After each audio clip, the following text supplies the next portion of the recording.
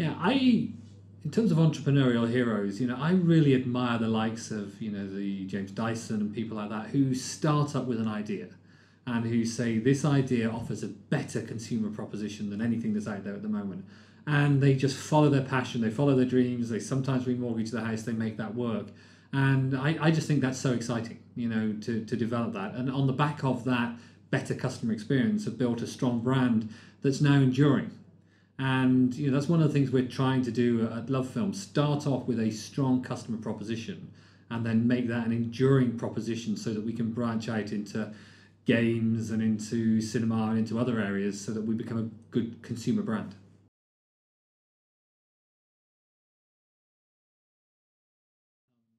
One of the reasons why I wanted to become an entrepreneur is, my father, my grandfather, all of them had actually run their own businesses and started their own businesses.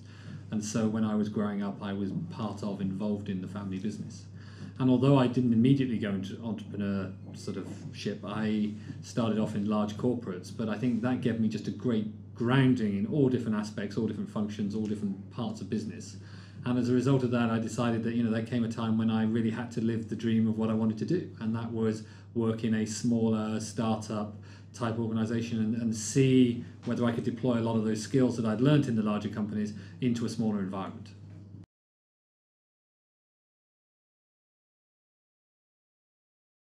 I think one of the biggest challenges in any business is finding the right people and finding people that you can really relate to, work with, and who share the same vision of the business that you do. Now, you don't get that right all the time, but when you do get it right and you have people that are high energy, high passion, driven and want to achieve, giving them responsibility to make it work is one of the most rewarding things that any CEO of any business, whatever size, can actually see. And finding those people is really hard though, and there's not a lot of people out there, and I seem to be less and less every time I look around. And I think that you've just got to spend a lot of time doing it. I spend about, probably in the early days of this business, over 30% of my time trying to get the right people.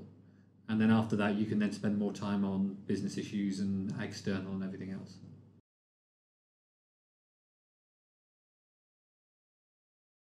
When it comes to regrets, I try not to have that many of them, because you can't sort of change the past. I remember at Pepsi when I was there, Manchester United, who unfortunately played in red, not blue, came and were looking at sponsorship, and it was just before the Ferguson years took off, and they had great things, and that could have been a great opportunity for us.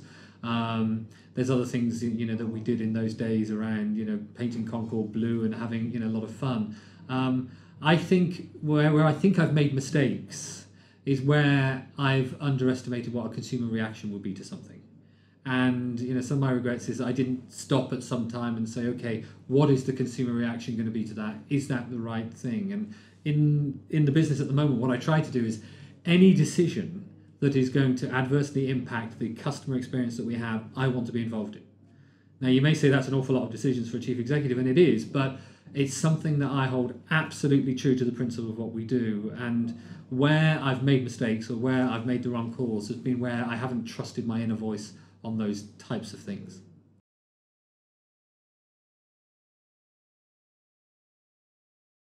Yeah, one of my proudest moments has certainly been, taking, Lovefilm and formerly Video Island before we merged together, from what is a small entrepreneurial, startup business that was VC backed into really a consumer brand name in the marketplace. And that's an amazing transition over just 4 years, and one that's incredibly exciting for everybody involved.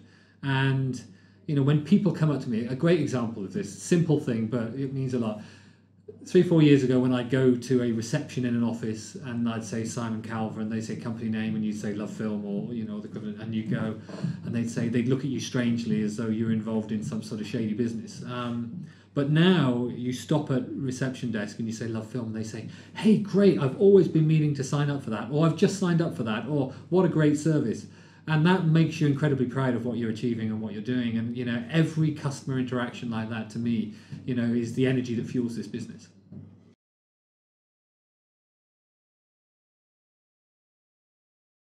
One of the most valuable business lessons I've learned was when I worked in Dell.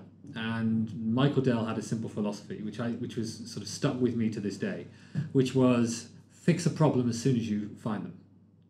And my experience is problems never get better with age, especially problems around people. Somebody's not fitting in right or is not quite working out. Then make a decision quickly, make it decisively, and move on and resolve it, rather than sort of let it hang around out there. And so much energy in a business, and especially in a small business, like Lovefilm, you just don't have the time to carry people, don't have the time to constantly rework mistakes and issues, etc.